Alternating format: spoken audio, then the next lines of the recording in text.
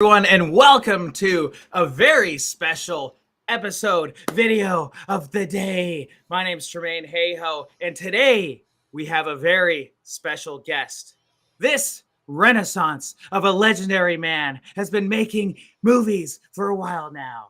He has over 12 cinematographer credits, 18 writer credits, 20 director credits, over 60 editor credits, over 70 producer credits on IMDb, and who knows what other credits he has. He's worked on a wide variety of films that have ranged from Brexit to Bigfoot, from bullies to bongs, to psychedelics, to animal rescues, and aliens and anxiety, and those are just his documentaries.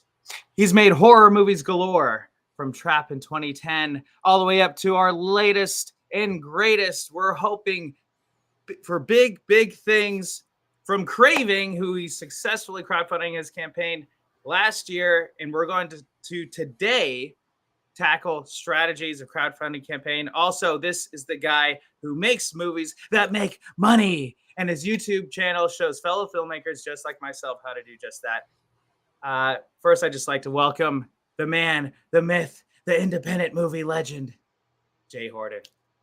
Welcome. Thank you. That was quite an intro. Honestly, I didn't know I had that many cinematographer credits. I'm not really a cinematographer. I haven't DP'd a movie since, I don't know, 2010 or something like that. And the only reason I ever did any was because I owned a camera, and like producers I was working for, like their DP quit. And they're like, "Hey, we need somebody to shoot this." So I'm like, I have a camera, so I did it. And then and I was doing camera op work, so I'd pick up. And then I shot a few of my own, but. Oh, there you go. Yeah, so that's funny, man. I mean, it's like you realize you get these credits, or you work on a random project and you forget you had credits for, and it's probably some projects, at least for me, it's like I want to forget that I was on those projects, and I want to not have IMDb have it, but like one video in particular on my IMDb keeps popping up whenever the people search me. I'm like, can this video not pop up? Like anyway. Yeah, I only have one on there that's like just completely like not true. My first movie was called Rise of the Undead, right? And the original title for it was called Shelter, a Monster Movie. And somehow, I don't know, my memory's foggy, maybe I did it, but it got listed under both titles as separate movies. So and once you get a movie on IMDb and it's released, there's no way to get rid of it. So like that Shelter a Monster Movie does not exist, but it's still on IMDb. So it's sheltered. It's very sheltered, right? Yeah. Dude, that's funny, man. So you've been doing this for a while, but what is your approach? Like, how did you come about, briefly, and what inspired you to make movies, and what made you think that it could even be possible? Well, I grew up in Indiana, Fort Wayne, and I was always a movie guy. Just like a lot of independent filmmakers, that was our thing growing up. We watched movies. I wasn't really into sports or anything like that, but it never seemed like a thing you could actually do for a living. I was growing up in the 90s, and it was just, there just weren't people from Fort Wayne, Indiana making movies, making feature films. And so, I had a quick, detour as a musician and a front man in a funk band and stuff like that. And I was kind of a troubled youth kid getting in trouble. And I got myself straight and moved to Louisiana and went to college. And it was while going to college there at the University of New Orleans, they had a pretty good film program and a lot of people that were working in the industry from that film program. And it started to seem like a little bit more of a realistic thing. So I started taking it more seriously. And right around that time, I think a year or two before I graduated college was when Panasonic came out with that the DVX 100A, the first mini DV camera to shoot 24 frames a second. And everyone was like, "Oh my gosh, it's going to change everything." So then it seemed like, "Oh my gosh, you could make a little movie for $5,000." So I did just that. I made my first movie with that camera. I think the budget was like 4,000. you know. Right, yeah. Me and some friends, we put a little bit on our credit cards, saved up a little bit of money at Starbucks, borrowed a little bit from one of our bosses at a video production company that did lawyer commercials, and made that movie. Wow. So then when you go, we're just gonna go flash like all the way forward, all the way up to Craving. So when you say, what would you say the biggest difference of what you were doing the very beginning and to what you are doing now? I mean, honestly, not a lot. I mean, I'm still a self-starter. I'm still self-generating, even though, Craving was crowdfunded, but, I didn't pay for it all out of my pocket, but I'm still like, I decide I'm going to make this movie. I decide I'm going to make this happen. I personally raise the money for it, put some money in myself and make it happen. I guess the only thing that's really changed from then is I know the business better now. Of course the budget on Craving is exponentially higher than what, that $4,000 one was. And, I'd like to think I'm better, than when I started. Right. Yeah. Yeah. Well, let's hope so, man. If you're not, if you're worse, and it's like, dude, you might want to look into a different line of work. Totally. Well, it's funny because, a lot of famous directors come out and, it's like their first movies are like sometimes their best, Yeah. But then there's other of us that, we toil away for years just to get to where we think we're decent, Well, there is something about that first movie. It's like Rod Rodriguez. It's like you only have one first where it's like you have the first starting out of the gate. You know what I mean? And everyone wants to make it. A lot of filmmakers are like, oh, it has to be perfect. It has to be amazing. It has to be epic. And, but there is something to that, like having that kind of, that chutzpah to make the best movie that you possibly can. And I think, at least I'm trying to think of, obviously with more of my later films, my more recent films, like I obviously want to do like the best, but I'm thinking about it more logically, and I'm less precious about it in that way, where I'm not like, oh, it has to be, this way. The thing is, because there's a lot of filmmakers that are too precious and they end up never even making their film. Oh, totally. Yeah. And I think you need a little bit of that, that when you're starting out, a little bit of that naivete. Otherwise, who would do it? If you actually knew like everything and how rough it can be and, how hard it is, I'm not saying I wouldn't do it if I, went back and know what I know now, but I definitely would have thought twice about it. Right. It would be if you knew like every single thing that you would have had to deal with on set, off set, prior, if you knew that it wouldn't be 4 years until the movie would even be made the day you started even thinking about it, those are things that you're thinking, like I would be thinking like, wait, you mean like this amazing idea? And if I were to like have some kind of time machine, like it's gonna be 4 years for me, I had one friend, shout out to my friend Matt. I'm sorry, I kind of throw him under the bus on this one, but he took 8 years to make one movie, you know, and it's like people can graduate high school and college and, they're still making a movie. And then it's something about like when you're building that momentum. And that's also like what I admire about you is that you don't have these really long, at least seemingly doesn't seem like you take so much time to get your film done. You get it done, you get it out there. Yeah. Well, what's interesting about like the way my career has evolved is, starting in 2018, I pivoted into documentaries, and I haven't directed a narrative feature, not counting Craving, since 2018, beginning of it, or 17 when I did Death Day, so like the way I work at it now, I am more precious about my narrative features, like Craving. It's been a year from, starting to fund it to, finishing it, which doesn't seem that long. And, but for me, that's a pretty damn long time. I usually can knock out movies in a few months, narratives, but I don't anymore. Now I've established bedrock of funding income coming in through documentaries, and I can use those as my day job, and those I can knock out in a month or a couple of weeks.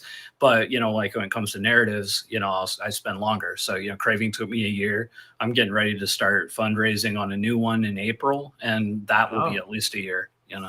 Wow, awesome. So when you're approaching crowdfunding, we can take any breather. I got Bang energy drink. I don't know why, but so when you this is by the way, I just want to tell anyone like here, Emily, what's up, Emily? How are you? She's like a great fan of the channel. Like I love your channel, you know, and I must say that like I made a movie called The Cat Town Story. It's about a cat adoption center in Oakland, California that helps rehabilitate unwanted cats. And, yeah, makes them lovable pets. They brought down the euthanasia rate by I think 70 or 80%. They saved a cat a day, you know, so you know, but I was heavily inspired by you actually because I saw your channel and you talked about how you can knock out, you know, because like 2020 was happening. It's like, well, what can you make? What can you do? And so it's like, well, yeah, it does make sense. I mean, you just schedule the interviews and you just You're only dealing with one person. For documentaries, if it's not me, if I am shooting it, it's just me. You know, I do sound, I do the camera, you know, and now as I've gotten rolling now, I don't shoot them anymore. I have, you know, people around the country and the world that shoot docs for me. And I just, you know, I post them, distribute them. And, you know, we worked out a, you know, revenue split deal. Oh, that's cool. Oh, that's really cool. Yeah. Cause that is the thing is like, as you evolve, cause you realize, cause I'm like, you know, you can't write if you want to be the writer, director, filmmaker, that's fine. But that means that you can make like maybe, you know, one a year if you're like really rocking and rolling, you know, or you know, narrative wise at least. But like if you want to make, you know, there's a lot of possibilities with different films and there's a lot of creative talented people that you have to kind of, if you let go of some of the reins, you can still be involved in these projects, right? Right. Yeah, so that's cool. So tell me about like how you've evolved as a filmmaker and you have, you know, certain strategies. Definitely, you know, you're the writer, director, producer, you know, and a lot of these. Is edit, or do you edit every single thing you do, or do you outsource editing sometimes too? I've fallen into editing everything I do. I'm not precious about it. I would totally give up the editorial reins, like no problem. Yeah, sure, Jay. No, but I'll talk like Craving, for example. You know, our budget was about $90,000, and you know, for that budget, I wasn't with what production cost us, with what I had left for post production. I couldn't afford, and this is going to sound like an egomaniac, but I can't afford an editor of my caliber. Oh yeah. You know what I'm saying? Yeah. So like if I had $25,000 to pay an editor, I absolutely would. But you know, if you make a movie for $90,000, you don't have $25,000 of it to pay an editor. So yeah, I edit. You know, that's pretty. And then with the documentaries, I have to make them so cheap. I mean, I could find, you know, some cheapy editors to do basically what I'm doing on those, but what I'd have to pay them would not be worth the, you know, the back end. You know, I wouldn't make enough to make that financially viable. So like those pretty much have to be me at this point. You know, I'm able to outsource the shooting, but probably not the editing. Well, you know what I've done is I found this amazing site. There was this one that was like, oh, Video Husky or something like that. I think it's like $100 a month, and they can make your YouTube videos and stuff like that. And I approached them, dude. Yeah, honestly, bro, this will be a game changer for you, man.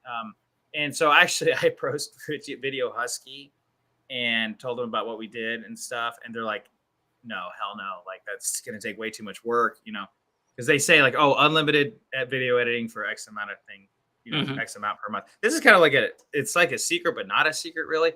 Yeah, I hadn't heard of it. Yeah, dude, but Visugu, I'm not even joking.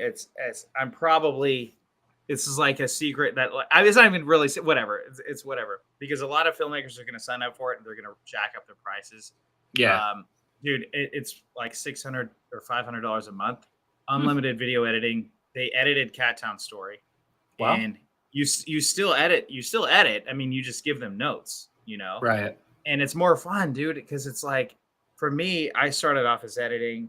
You know, I'm really good editor, and I know exactly what you mean. Like, if I were to pay someone of my caliber, like, and I would feel bad asking a favor of someone that's really good to like. Because you know how much, as an editor, you know how much like freaking hard work it is and how much time and effort. Yeah, totally. But like for this, they basically did the initial. Then I actually had them do simp as well. They did the initial couple polishes of the edit, and then I just came in and made it a lot better. So it's like, yeah, okay, maybe they don't know exactly the tone you're going for, the every single little thing, but you're able to give them notes. I don't know, dude. I think for you at least, you could really fly if you had that, or even if you just. Yeah, I'll look into it. If nothing else, man, it'd save me a ton of time on YouTube stuff. Yeah, exactly. I was gonna say at the very least, like YouTube things, and you could really crank out stuff on your channel.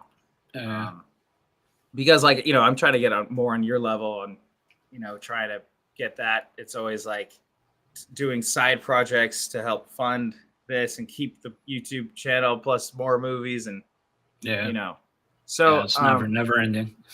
Yeah, it really is. And so how are you, especially with crowdfunding, going back to crowdfunding? Because I did a crowdfunding campaign like 5 years ago that was for post-production, and then now I'm doing another one, and it like I guess if I was more smart, I would have done the crowdfunding campaigns for my previous movies, but they were more self-funded. Right. Like, but I don't know. I like fear kind of got to me, you know what I mean? And I didn't want to, it's a lot of work. Like, what would you say with filmmakers, like how to get over that and also I don't want it to feel like I'm begging, you know what I mean? Like, please give me money for my movie. Yeah. Like, well, like honestly, the first thing, like worrying about, asking for money, that's just that's a really like negative mindset to be in. And it's honestly not true, or it's true across the board, whether you're seeking traditional financing, it's the same kind of pitch. You're asking for money, and it doesn't matter what level you're on, like A-list directors are still out there asking studios for money for their movies. It took Spielberg, 9 years to get Lincoln funded, like he was asking for money. Spielberg took 9 years. Damn. You know what I mean? So like people really need to like wrap their head around the fact that filmmaking, unless you are independently wealthy, it is asking for money. Like that is part of it. Now like with a crowdfunder now, you're doing that and you're doing it over and over and over again. So like that, that is different. And you're doing it like public facing, that is different. But the actual act of, asking for money, it's the same thing. It's the same kind of pitch. And if you're smart about the way you run a crowdfunder and you do your perks and stuff correctly, it's not just hey, give me money to make my dream come true. Hey, it sounds like this sounds like a, like a scam or a pitch, but it is be a part of this thing. And in my case, I think one of the main reasons my campaign for Craving was so successful was it was coming on the heels of me, doing my YouTube channel for 2 years, putting up free videos every week for filmmakers, teaching them about Film Hub, teaching them about indie rights, teach them how to market. And so like I had a huge number of filmmakers that don't give two shits about Craving that donated to that campaign because they wanted to support me. And I think with crowdfunding, with like successful crowdfunders in general, there are exceptions to this, but I think most of the time, like it's about the filmmaker more so than the project. Like I've seen some fantastic looking projects that fall flat on their face because the filmmakers are just like, they don't have the personality for it. There's a guy, I won't name him, but he's running a friend of mine, acquaintance of mine, running a campaign. He's actually an enemy. No. Yeah. And it's a brilliant looking campaign, a brilliant looking project, but he is online, he is a toxic, negative, like type person. And who's going to support that publicly? Nobody. Anyway, so, people, I think in general, people in crowdfunding tend to support the artist more than the art. I think in general. Yeah. And I think that's a misconception people have about filmmaking in general. They think, hey, I got this brilliant project. People are going to love it. Nobody gives a fuck about your brilliant script. Nobody gives a fuck about your brilliant movie. It's only, what can that do for them, And I know that sounds, glib, but it is true. Nobody cares. Nobody cares about our brilliant baby. Nobody cares. You know, Yeah, it's well, you have to make people care. Yeah, and that's the thing is like for me, like I want to make the world's greatest movie studio. Okay, that's my big goal. So I'm not crowdfunding one movie. I'm crowdfunding 3 movies for this year. Okay, Right. one's a documentary that'll be pretty cheap to produce. The next 2 will be a bit more expensive to produce. Um, is that like a crazy strategy, or is it better? What would you say? Was it better to focus on one, or is it like that Well, old Chinese proverb where you chase 3 rabbits, you get none of them? get none. Yeah. Yeah. To be honest, I don't know anybody that's done that successfully. That doesn't mean that it can't be done, and that doesn't mean that it shouldn't be done. It might be ripe for doing, but I think I would fail personally doing it. Like what I've seen, like I said, people donated either as one of 2 things, because of me or because of this individual project. I think it's really hard unless you're established to get people to donate to multiple things. That's totally just my opinion, and I could be 100% wrong. You know? Right. I guess it's like trying to wrangle the multiple things into one. I mean, it's all one crowdfunding. It's not 3 different crowdfunding. I mean, that would be. No, I know. Yeah, I know what you're saying. Yeah. I just think it's a hard pitch. It's a hard pitch. Yeah. I think, but I, like I said, I could be wrong. Oh, okay. Well, that's good. No, it's good to know. So some other things, like speaking of what there's a lot of things of what to do, but a lot of first time crowdfunders like don't really know what not to do. What are some things that people do that would just be? You mentioned one of them, like you don't want to be too negative online. People might not support you. What are some other things? Honestly, that's the big giant one. Don't be a jerk. Don't, like there's this whole thing going online right now where people like, I just tell it like it is. And they use like the front of honesty to be a dick, and it's, man, people notice that they do not support people like that. Anyway, I'm sorry, I get off on that tangent. No, that's good. No, this is good stuff. But that's just a huge pet peeve of mine. So, and I am one like common factor you see in almost all of these like failed campaigns. There's 2 things.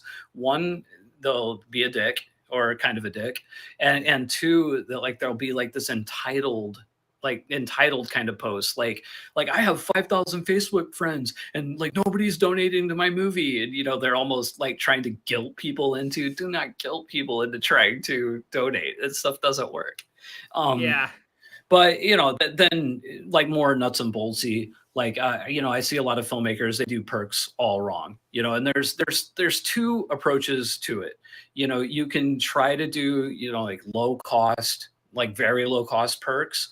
And if you do that, if you have a low goal, it can work. Like there's some horror filmmakers I know on my friends list that like do serial crowdfunders, and they raise $2,000 or $3,000 per, and they usually make their goals, but they're making, very small movies, their perks are all like, $10 and $20, but if you're trying to raise more than that, you're not going to get there on $10 and $20 perks. Like you have to give, it's like when we were talking earlier about being afraid to ask for money, you also can't be afraid to put a value on what you're giving them. So, like if you're doing physical perks on a crowdfunder, you cannot sell Blu-rays for $25 and make a profit to make your movie.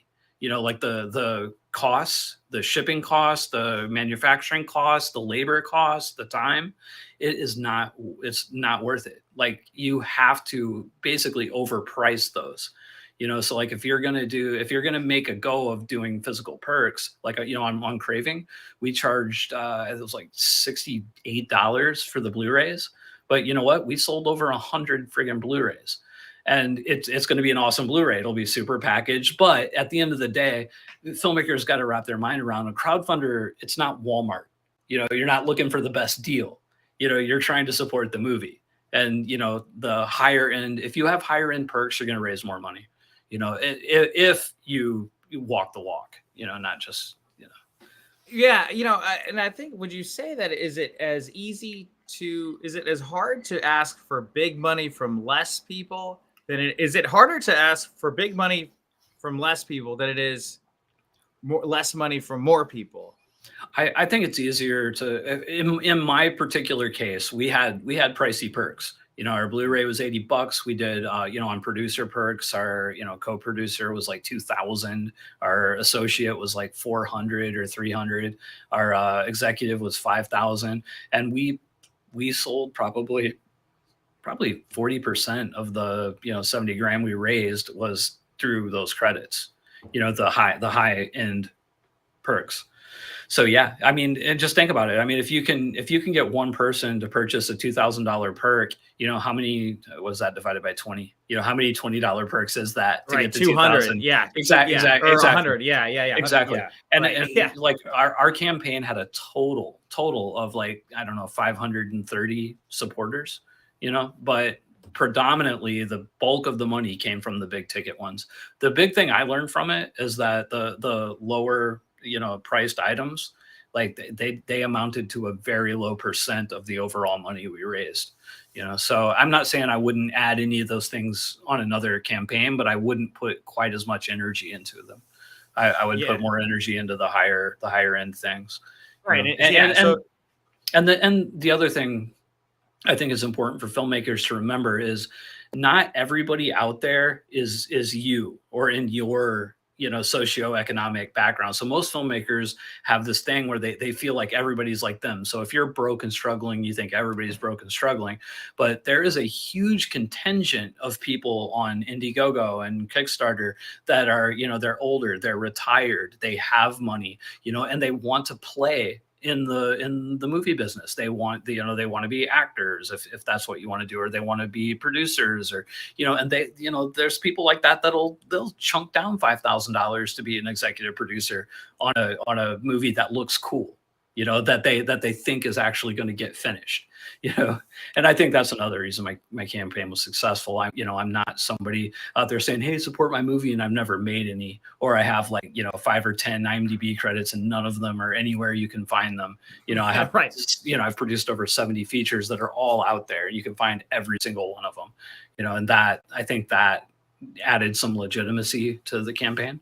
I should hope so. I should hope it adds some, I mean, that is the thing. I think that's one thing that I see some. It kind of, I don't know. So this gets kind of under my skin a little bit when I see a first time filmmaker trying to raise like 20 grand for their short film, and I'm and I'm just like, gosh. And dude, I see it all over Indiegogo. I see it a lot. It's like, oh, it's about a man who's down and out, and these most depressing topics, and like, right. I'm like, why? Like, dude, why do these? What is that? And I mean, some of them get funded, and I don't understand.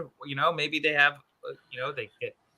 But I mean, they, like I said, they might have had like what I was saying at the beginning. It's not always about the project. A lot of times it's about the people, and maybe they were just really engaging people, or they had a strong, a strong like social media.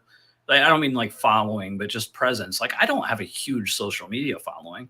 Like I have 11,000 subscribers on my YouTube channel. Which, yeah, congrats on 11. You just got 11. Right. You just got 11. Just got 11. Yeah. Yeah, congrats. But, man. Congrats.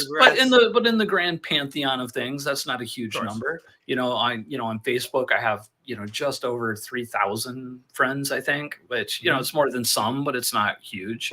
I think I have 12 or 1,500 Twitter followers, less than that on Instagram. I think I have like 200 people on TikTok. Like I'm not what you would consider really like a social media influencer, but I know how to work social media, and I can reach beyond my followers, whether it's on Facebook.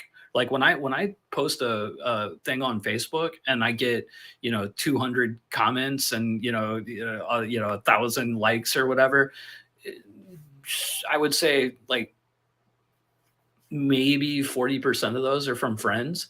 It's from friends of friends. It's it's a public post, and when a post gets a bunch of engagement, Facebook shows it to people. So if so and so's friend made a comment on my thing, that friend is going to see my thing, and if it's something that aligns with their likes or whatever. And I'm pretty good at that.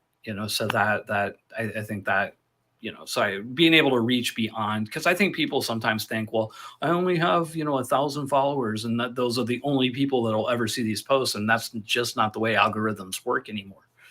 Right. It's not just your followers that see the stuff. The algorithms are freaking like incredibly complex, and they show stuff to people that will want to engage with it. So, if you're good at it and you get good engagement, they'll show it to other people like those people. Yeah, with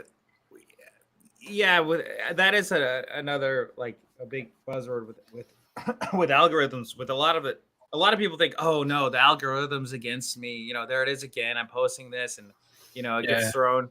And like other times, because like ideally you want it to reach outside of your own circle, every single time. And if you're not like and you're only keeping in your own bubble, that's not a good thing. You're not growing, you're not expanding, right? Well, yeah. And I think the key to like getting there or being able to reach outside of your, your reach is to realize that like you're not entitled to reach. You know what I mean? Like you're not like people have this like like Facebook's against me.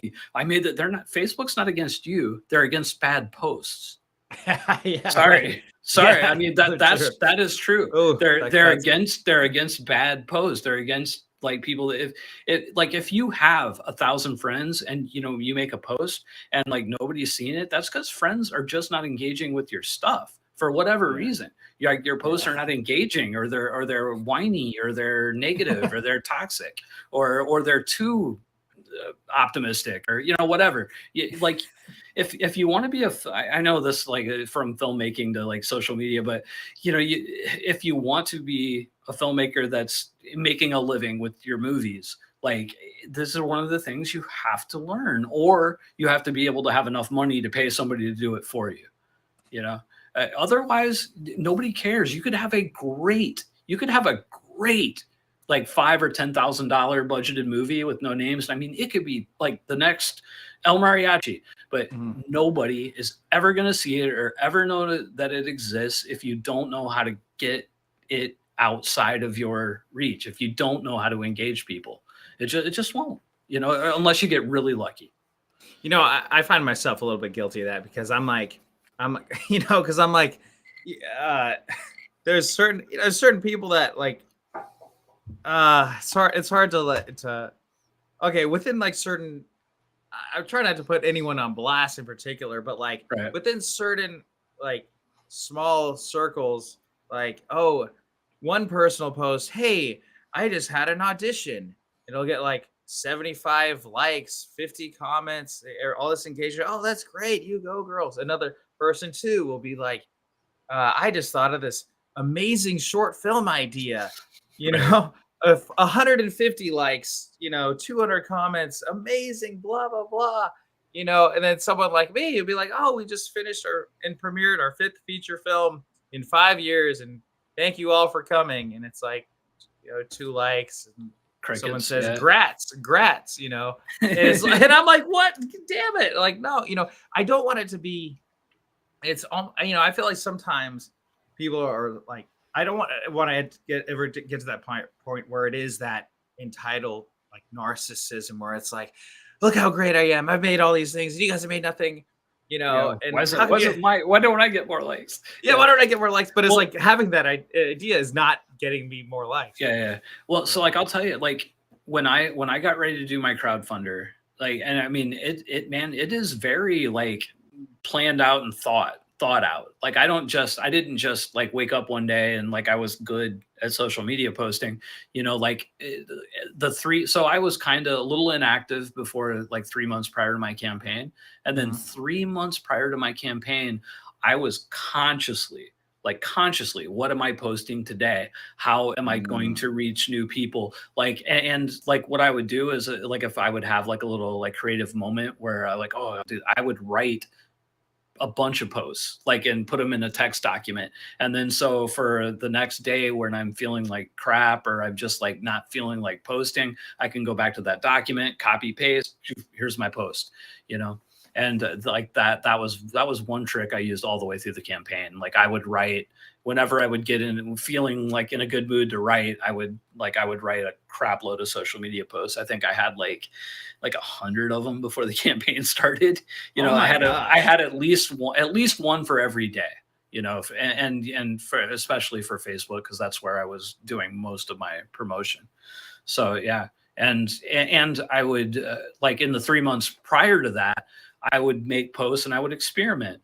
What am I saying that is getting more interaction? What kinds of posts are people responding to? Like in my case, and I think a lot of it's because of the filmmaking thing. So it was a lot centered around filmmakers or actors. So like I would ask process questions and I would always try to tie it into like the horror movie. So if I was talking to actors, I'd be like, for the actors out there, if you're working, in horror movies, how do you feel about working with blood or, something that lame, but like I got like 100 freaking comments on one of those, like how do you like working with blood, something like that, but that my friends list tend to like respond to those kind of things, so I'd ask questions.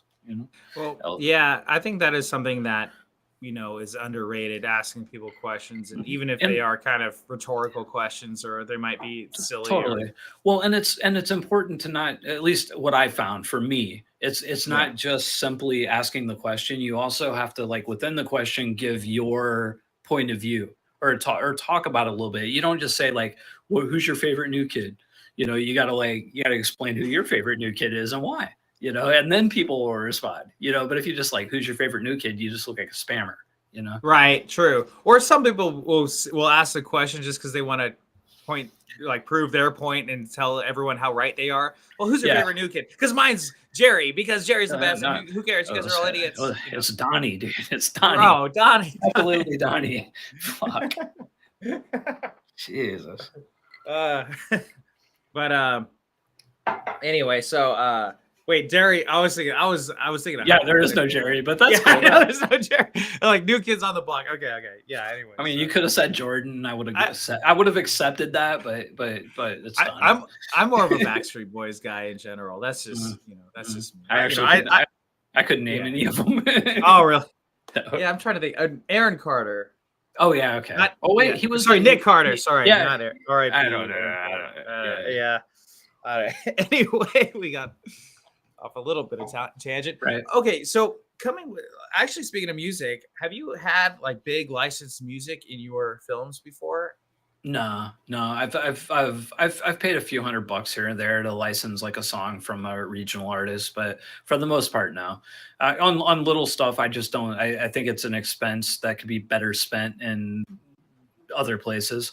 Although some people feel differently. I'm also not a huge. Like, don't get me wrong. I always sounds weird when I say this, but I'm not a huge music guy. Like, I like music. I love music, but I don't obsess about it like some people do. So, like, I consider the score and stuff to be very important, but I don't really care about, like soundtrack or, like artists or like none of my movies have like, a legit, like soundtrack that you could sell. Right. Or like how like Quentin Tarantino has, right? Like, exactly. certain, yeah, exactly. Yeah. I totally. That's just not me. I've always thought like, okay, that could be cool, but that'd be great having the budget to do it. But like, yeah, I mean, if you're gonna think about spending $100,000 or $1 million, however much it is, to get Taylor Swift song. Right. To get any kind of song that I think would really make a difference, I think would be beyond a, $50,000 or $100,000 movie, What's really interesting though, apparently YouTube is coming out with certain tools where you can buy licenses. Right. Just on YouTube. Yeah, but it'll be just on YouTube. Right. Yeah. Yeah. So I know a filmmaker is like doing movies like just for YouTube, but he's not really making any money off of them, but he refuses to put them anywhere else. And one of his major reasons is he wants to use like unlicensed music. And I'm like, okay, great. I don't know. So I don't understand that. I think YouTube's a totally legitimate means to distribute your films, but it can't be your only. Yeah, totally. I mean, and I think YouTube is something where it's a hugely powerful tool, and obviously it's global. It's not just local, it's not just some certain territories and everything, but they won't pay as well. You can't necessarily have an R-rated movie and get it just all depends. Yeah, I just interviewed a distributor, Deep Sea Digital, on my channel. It hasn't went live yet, but he has a huge library of films, and just like 2 years ago, he put most of it on YouTube. And like in the last year and a half, it's become his #1 revenue source, like beating Tubi, beating Amazon, all of that. And we're talking old library titles. He's got movies on there that are 10 years old, low budget stuff that are making like $100,000 a year off of YouTube. Whoa! Wow! Like it can be done, the right projects, But I mean, shit, on my channel, I'm not making like huge money on them, but like I started putting up docs on my channel. I do it in first run now. I used to wait till it ran Amazon and all that, but I'm like, screw it, just put it up and see what happens. And actually, it's really funny. I got one that's out right now. It came out like 2 weeks ago, MUFON and UFOs. And it's on YouTube. It's on Amazon TVOD for rental. It's the most TVOD rentals I've seen in 2 years on a project. And all that time, it's free on YouTube. And wow, there's no cannibalization. The thing is, these days, this is what the distributor is telling me. All these ecosystems they're really closed. Yes, there's people watch YouTube and they watch Amazon both. But the thing is, when you're going to look for a movie, think about your own viewing habits. You go to, if you're an Amazon guy, you go to Amazon, you watch Amazon. If you're a Tubi guy, you watch Tubi. If you're a Netflix guy, you watch Netflix. You might watch a combination and, watch one on one day and one on one day. But, you're going to watch movies where you watch movies regardless. You're not gonna be on Amazon, see a 99-cent rental and be like, oh, wait, I better go see if it's on YouTube first. Most people don't do that. Some do. I'm not saying it's not a thing, but most people don't. And as far as like, when people filmmakers get really fixated on windowing, and it can definitely have its place, but like I personally think windowing is out the window in 2023. It's not like it used to be. I mean, I interviewed another filmmaker on my channel, and they made like over $100,000 on Amazon TVOD. And I think I saw the golf movie. Yeah, the golf movie, and the whole entire time it was on Tubi and everywhere for free, and who knows where else. But it still did those rentals. Closed ecosystems. Yeah, and then also like sometimes like what you were saying before, people want to support the filmmaker, they want to support the films, and they might know that it's streaming for free elsewhere, but they know that the filmmaker is going to get a little bit more for the rental. But maybe that's more, it depends. Like I honestly, like on Craving, I think we're going to do in our first 6 months, I think we're going to make the bulk of our money off of TVOD. And I've in the past on my channel, I've spoken how like TVOD is dying. People, filmmakers do better on Tubi. This particular title, I think it's going to kill on TVOD. And, and I will hold like the Tubi and all that for a little bit. Not super long, but I'll hold it for a month or two. Yeah. So when you did, right. So when you did having the rental or the transactional rental on YouTube or anything, like how did you do that? Like was that on? Oh no, it's transactional on Amazon. It's free on YouTube. Oh, okay. Yeah. Oh yeah. That was kind of the point, that it's it's killing on transactional Amazon, and the whole entire time it's available free on YouTube. Yeah.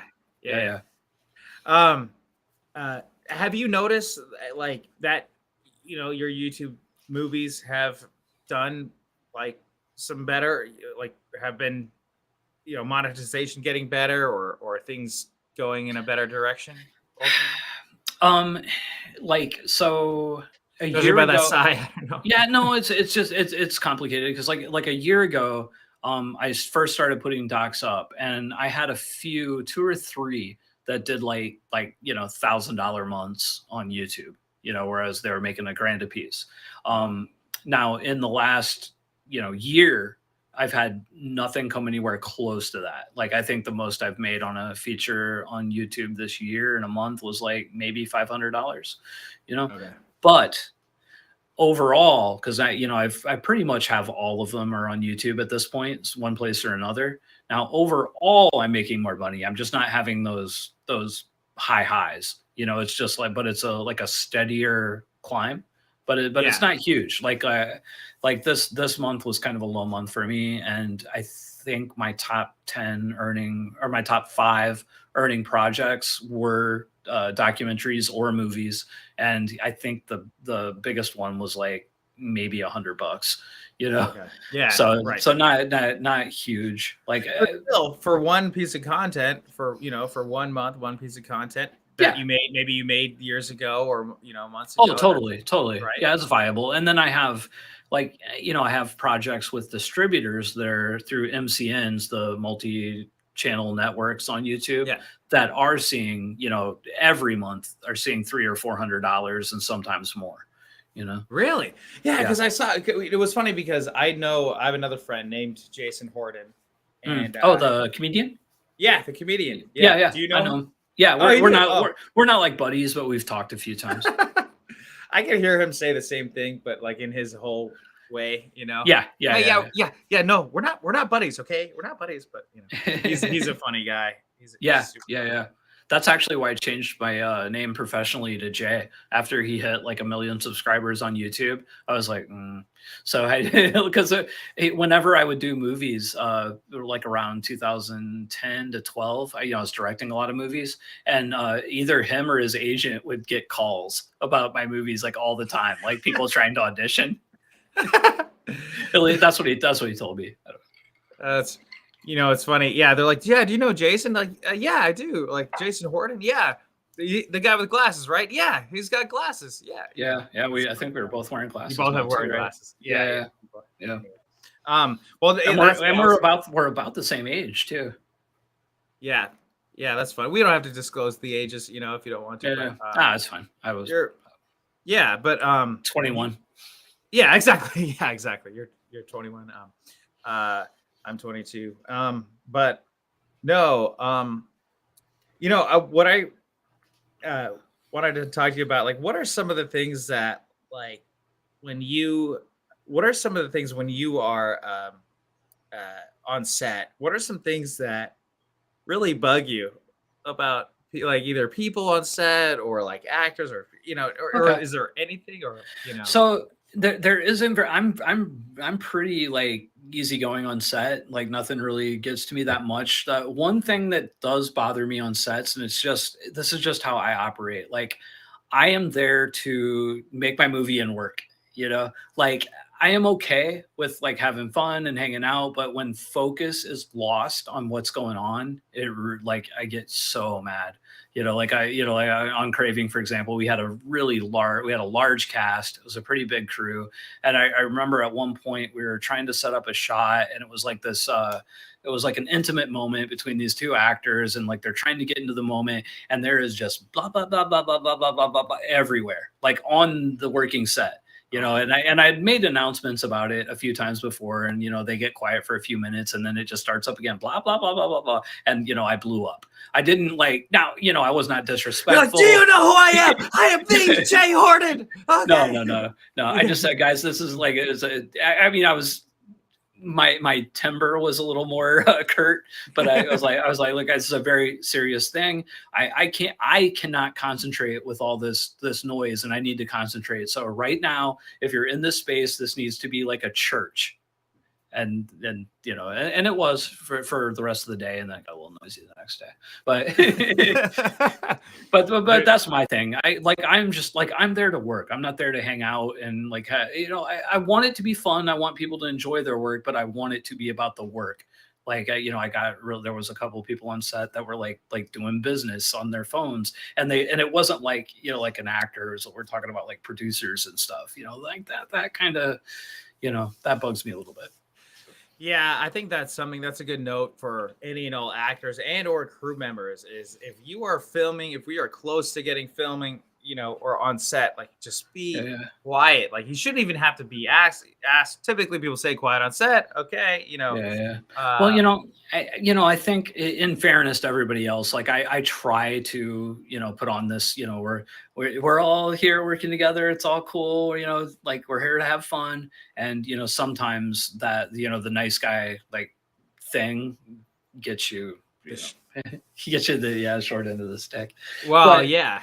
But and honestly, like like on Craving, for example, like we had an AD, but our AD was also our line producer, so like they couldn't always be on set. So like it's hard without somebody that's actually there all the time to establish that tone.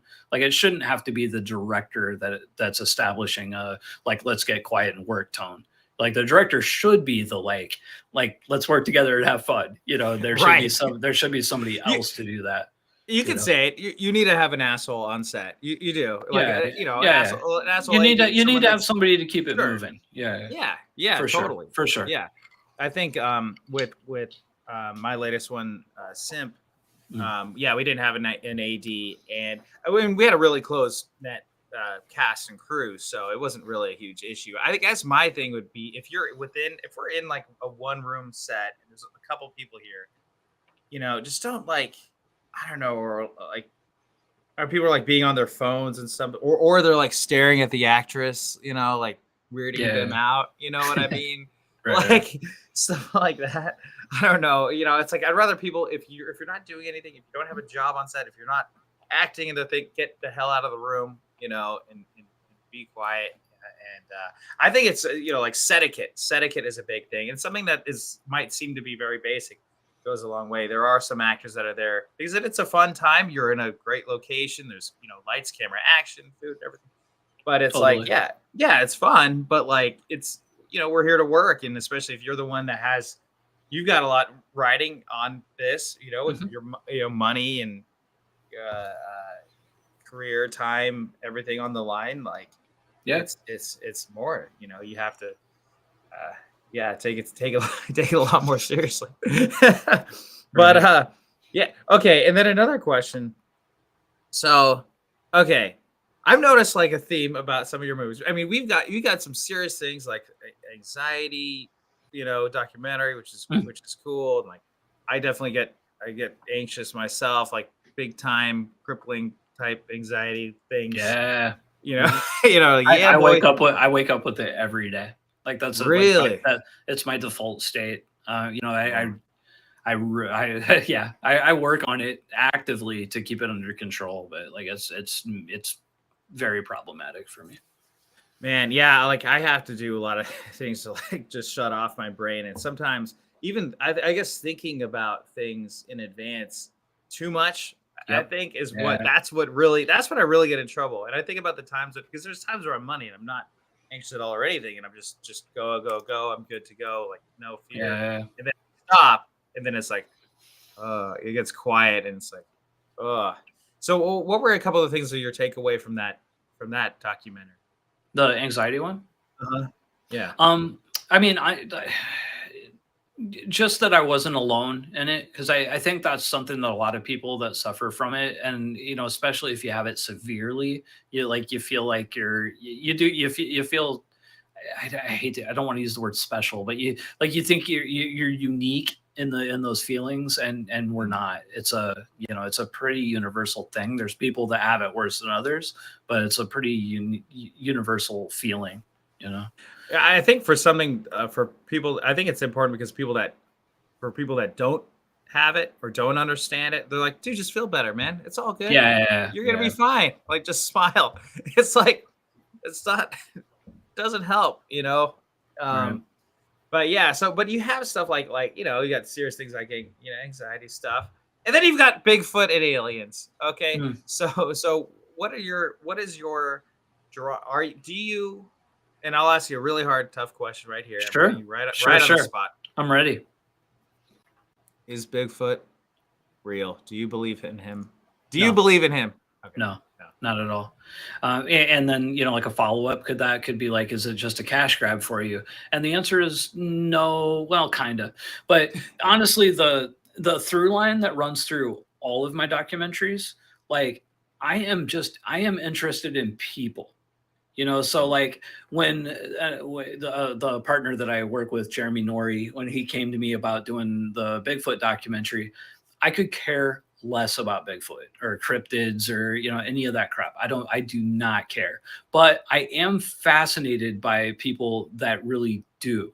and not in like this like morbid curiosity way.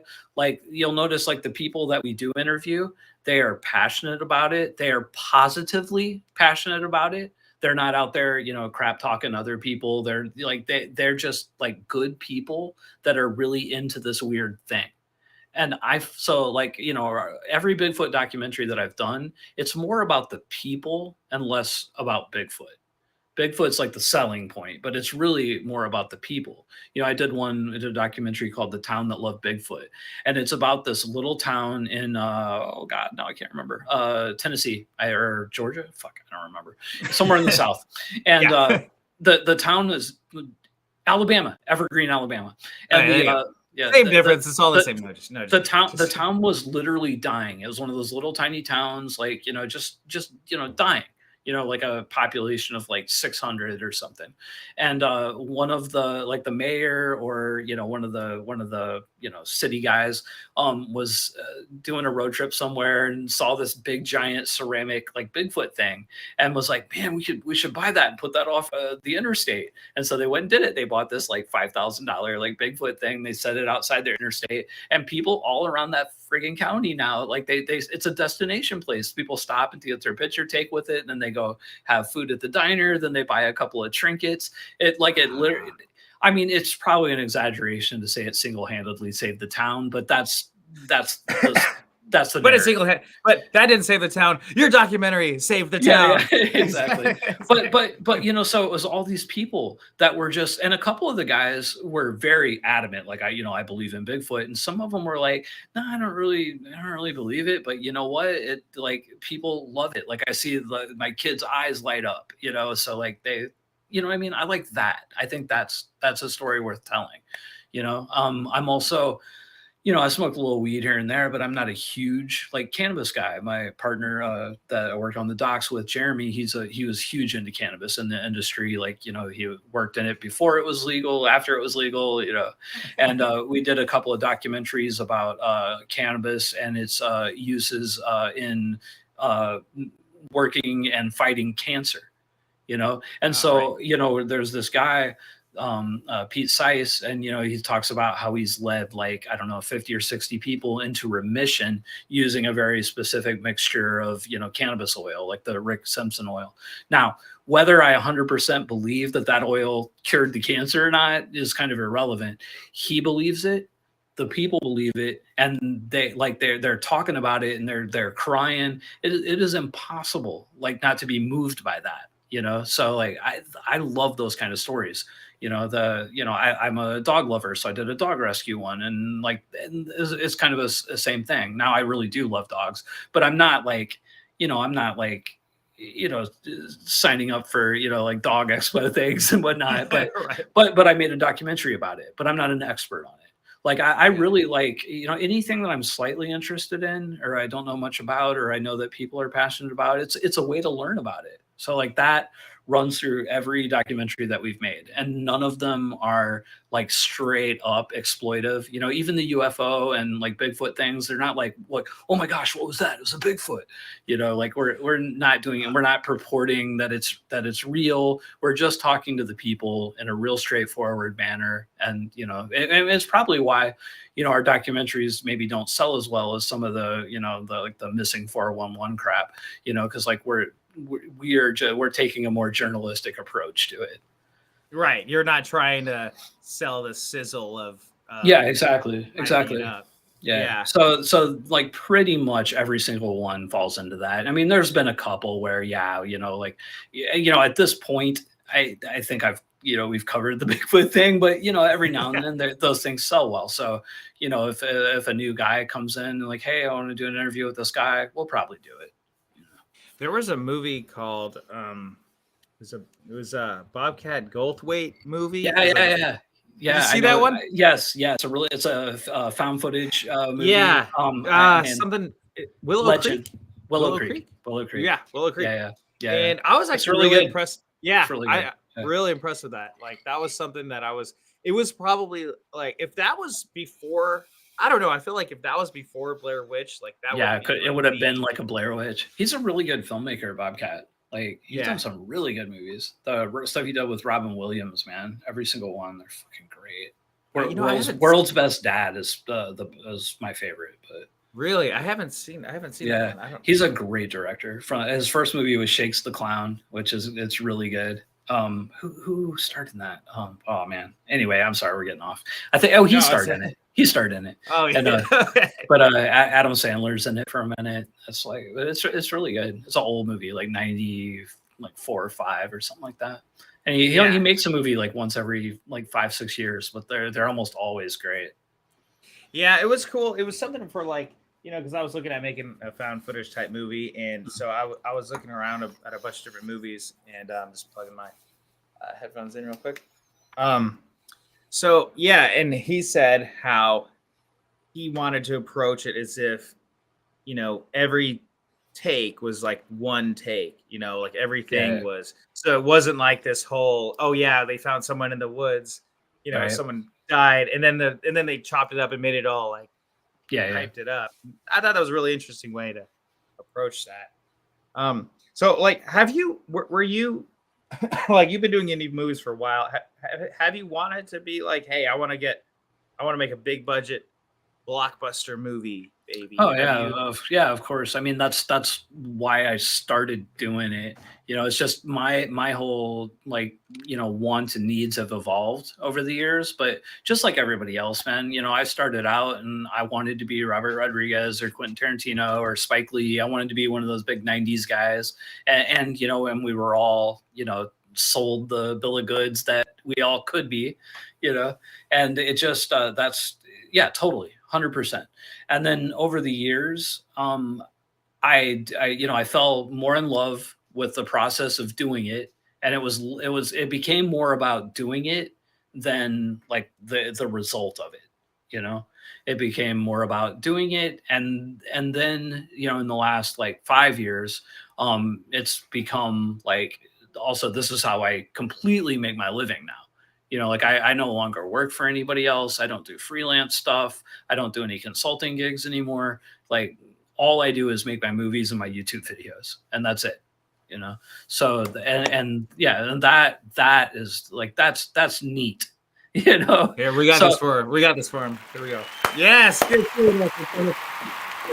Wow. But yeah, so I'd be lying if I said, I hope Craving does really well and I'm able to, raise $1 million for one. And I would love to make $1 million movie. The biggest movie I've ever directed was 250,000. And wow. It's something that probably nobody will ever freaking see.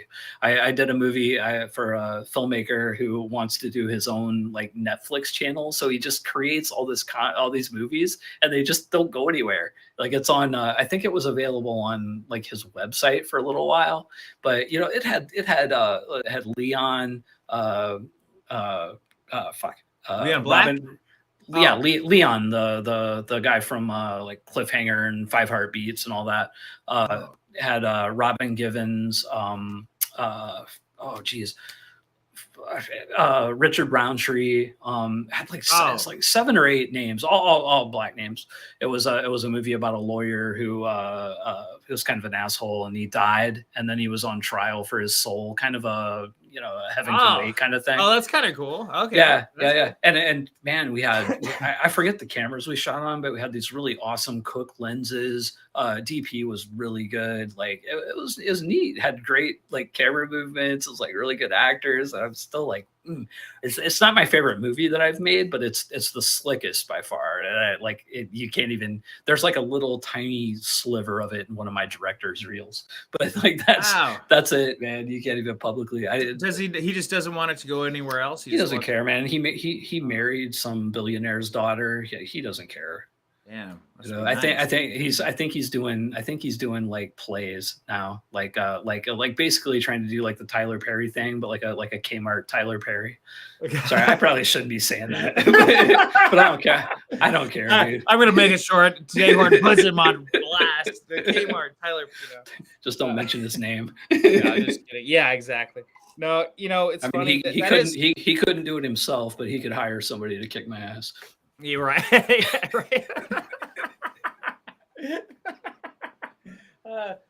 Yeah, that is funny. I mean, and how do you, especially with the YouTube game with like clickbait and stuff, like have you found yourself wanting to do more type things or like it's hard, I guess it's something where we're in the entertainment industry and obviously the more views, more clicks, more likes, more subscribers, right?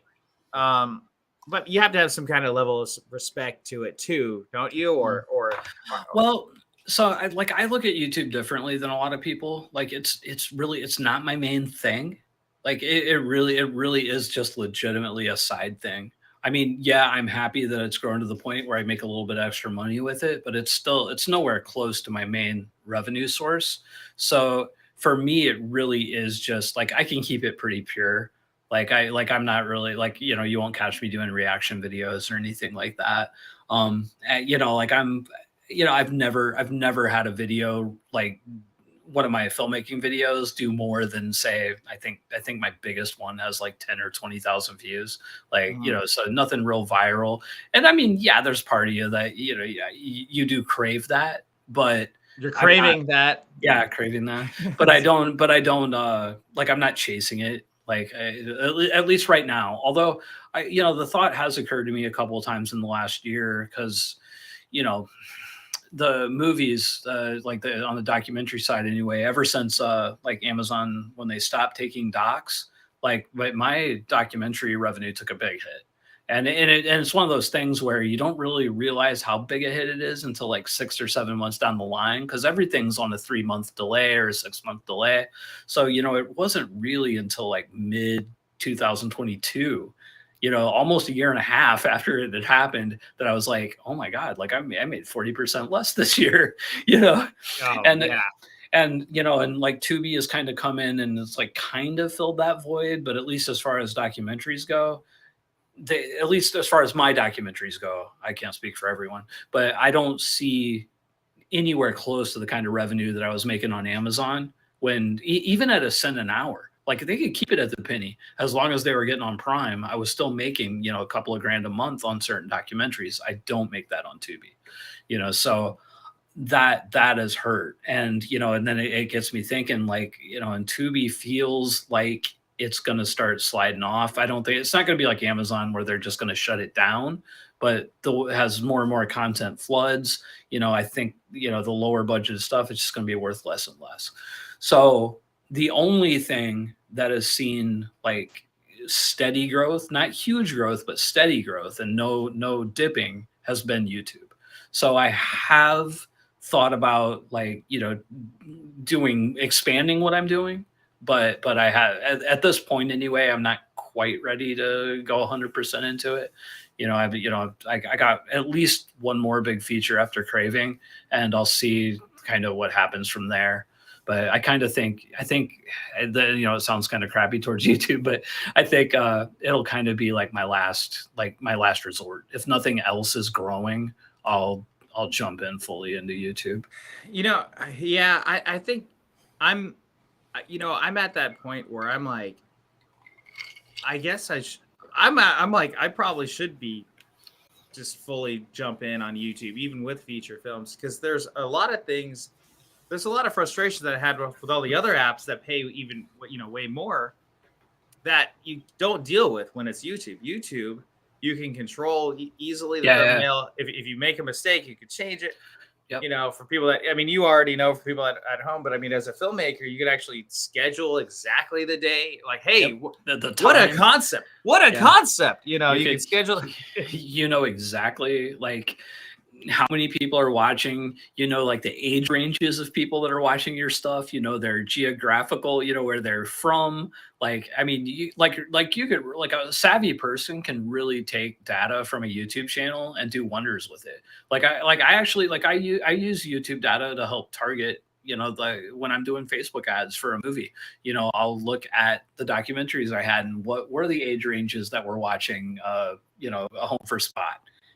What was the gender, what was the region, and then I'll target ads to there, and they do pretty darn well. Right. And it's smart. And then you also never know, oh, I just got to jump a couple thousand views. And it's like, wait, what? Brazil loves my movie? Or it's, Yeah, I have two horror movies that like killed in the Philippines.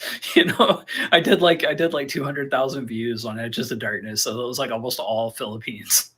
Wow, that's Yeah. interesting. So, I guess they like Philippines loves horror films. I guess they love cheap horror because like that one, and I think Rise of the Undead. That was my first movie. I think the only place that movie is available now is YouTube, and I think it did like 100,000 there, like in the first year. Wow, It's kind of died off now, but that's the thing about YouTube is like, at least in my experience, I'll have some, they'll go like close to viral, do like 250,000 views, and then just like overnight it'll die. And then, yeah, dude, that's literally exactly what happened with Rideshare. It got 230, I think it was like 220,000. It was like, well, it was at like 300 the first month. Right. And then I put a little bit of advertising. I actually advertised the movie. I just put in like a couple $100 into it. And then it got up to like 7,000. A couple $100 got to like 7,000. And then it got up to 220,000. And then it slowly went up to 239. It's been at 239,000 for the past like 5 months, like 6 months. And I'm just and I'm still getting comments on it every other day. So like, oh, I just watched it, But I'm I don't know. Yeah, it's interesting. I mean, it is a weird thing. It is the algorithm that they just decide. Or like shorts, for example. Shorts are a big thing now, and they're all monetized right now. Yeah, they are monetized now. Yeah, that's the thing with me. It doesn't matter where it is. Like, I just don't get anything that goes viral. Like my shorts, like they do okay. Like on average, they only get like 200-300 views, and then like 1 out of like 10 will do like between 1 and like 9,000, and like that's it, man. They don't break 10. They very rarely do the 1,000. I don't know. I haven't got, but I'm also closer to 50 than 40, and it's not really my it's not my right. And then you get like a hot girl that's 19 years old, and there's like the least amount of effort for 5 seconds shorts, and it's like 10 million hits. Like but hey, that's what it is, right? That's the name of the game. Enoch Garden is a friend of mine. That's Joe. He's wondering you've probably gotten this question before once or twice. What's the most profitable these days in 2023? Genre. Okay. Yeah, it's easy. Black drama, or like what they call hood movies. They do really well. Female focused Black stuff really well. Basically, if you could do anything like a Black Lifetime movie, like that's really, they are killing, dude. There's a group on Facebook called Best Tubi Movies.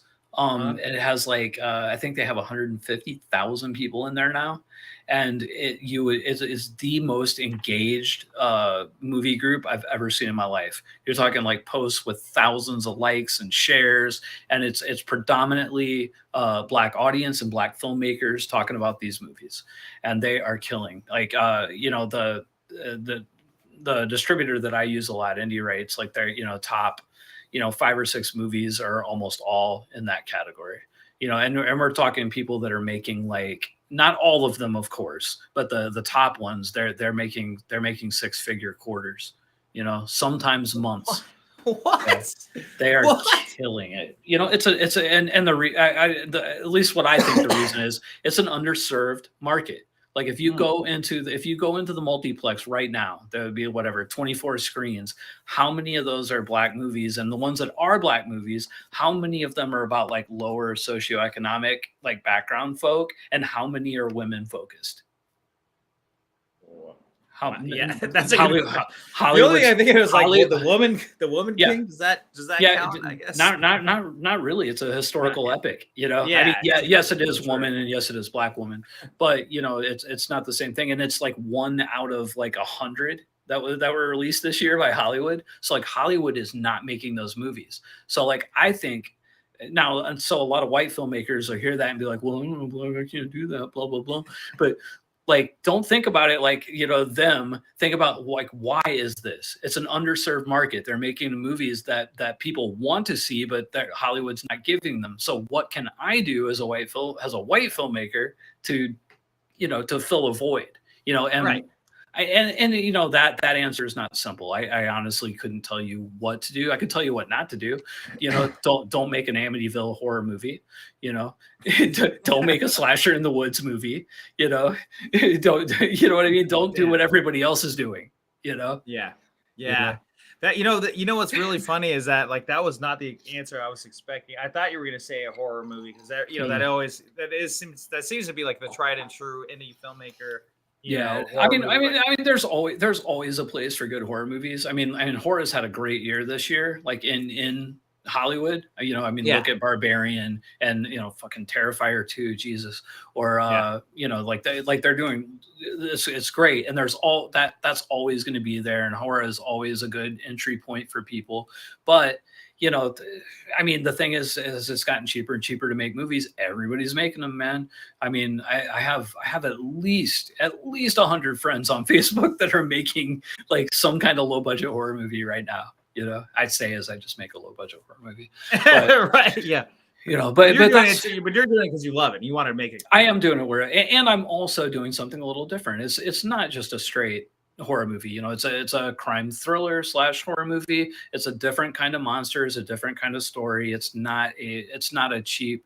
It's a legitimate stab at a good movie. Yeah, let's get into it a little bit too. So we're coming up, because you said you're a year in, like after the crowdfunding, you had a very successful campaign and everything. And tell me a bit about that experience. Tell everyone the story of Craving. And what can they be craving? I'm gonna be making that pun 20 more times. I know. I use crave a lot, which actually is probably going to help me in promotion. But it's an old script. I wrote it like there was a time period around 2008 to 2010 where I was writing a lot. Like I think I finished like 15 scripts around that time. And I was each one, like I was trying to make my opus. This is going to be the movie that does it. This is going to be the movie that does it. And and this was a slightly bigger scope than a lot of them that I was writing, because at the time I was writing the one to be my big thing, but I was also writing around like realistic budget levels. This wasn't. Like the original script for this, like it would have been a minimum of $500K, and I had I forget what movie I finished. Maybe it was Trap or Monsters in the Woods, and I was starting to work for AMG Film Partners and was directing a lot of named talent for them, and they were talking about how to attach named talent. So at one point. The script was called Exit, and I had Robin Givens attached to it. I had Michael Madsen was attached. I had we were talking to Ving Rhames. He was not attached, but we were talking to him. Like we had a quote, and I just couldn't get the money together. Like I just couldn't do it. So it kind of died on the vine. And then I went out and made other movies and did other things, and then I made Death Day in 2017, and it was a horrible experience. The production, the release, like everything, just horrible. Made me like think I was never going to make movies again. Like that's when I pivoted about maybe 6 months later into documentaries. And I was like, I am done with narrative features. Like I just don't ever want to do it again. And it got to be 2000, towards the beginning of 2021. And I was like, I started to feel the itch again, doing all these documentaries, and they are incredibly satisfying, but they weren't scratching that real like creative artist itch for me. I'm not saying that documentaries aren't a creative art, but it just, for me, it really was more nuts and boltsy. I wasn't getting the same thing out of it. So I really wanted to do another feature. And, I took another look at all my scripts, but I looked at this one and I was like, you know what? I think there is a $50,000 version of this movie, And I felt at that point, I'd done the YouTube channel for a couple of years. Like I felt like I'd got better on camera. I was like, you know what? I think I could do a crowdfunder. I think I could raise at least 30,000. And I know I could come up with 20,000 myself or, traditionally. So I was like, yeah, I could do this. And so in February of 2022, we launched the crowdfunding campaign for it, raised 64,000 through the initial campaign, then did a post-production for like 6,000 or 7,000 after that. And then made the movie. But it's a monster movie. It's about a group of heroin addicts, and the deal goes bad, and they're kind of held up in this rural bar, and they end up under siege by these like mysterious figures. And as the night rolls on, because their deal went bad, so they're suffering from withdrawal. One of them's carrying a secret, and somebody in there turns out to be a monster, and that's wow, that's the thing. So it's a little From Dusk Till Dawn-y, a little Drugstore Cowboy, a little Dead Alive. Okay. Yeah. Because you had practical creature feature effects. Yeah. Almost all practical. There's a couple of digital things, not in the creature, but like we did one thing that I'm actually really proud of. We did so the movie takes place, in the 98. Is the period, but there are some flashbacks to like 80. Like we see some of the characters like 20 years before. And, initially, we cast people that, we could age up or down pretty easy with makeup. And, but our digital effects guy, Brooke Hubbs, he came to me on set because he was doing also our behind the scenes videography. And he said, we could I could digitally de-age them, and I was like, I just didn't buy it. Right, yeah. Anytime we hear that, it's like, I was, sure. But he was like, yeah, just like give me a couple shots, and I'll show you. And I was like, all right. So I give it to him, and a couple weeks later, he brings me back this shot. I was like, holy crap! Like, the initial shot he did, like it was flawless. Like it looked like Marvel level de-aging. I was like, holy crap. So like all the flashbacks for, I think we have 3 characters in 3 different time periods, and he de-aged them like to the different periods. And it's especially at this budget. I mean, it looks better than some big budget stuff that I've seen. We won't name some names. The Irishman. Yeah. I was really impressed. I was super impressed. Like, but it's pretty damn neat, And then we used the same technology that he used to do the digital de-aging to like augment some of the, like, we did a scene where somebody got like beat to death, like somebody just pummeled somebody over and over, and their face is supposed to be like hamburger, and the like time and whatnot, it just, the makeup was kind of half-assed. So we went in and digitally augmented it using the same thing, and it did it. And we had another section where a character was scratched on the arm, and we had the scratch, but we also were dealing with a really unique lighting design in the movie. So after the siege happens, the power goes out, and the bar is bathed in the emergency lights.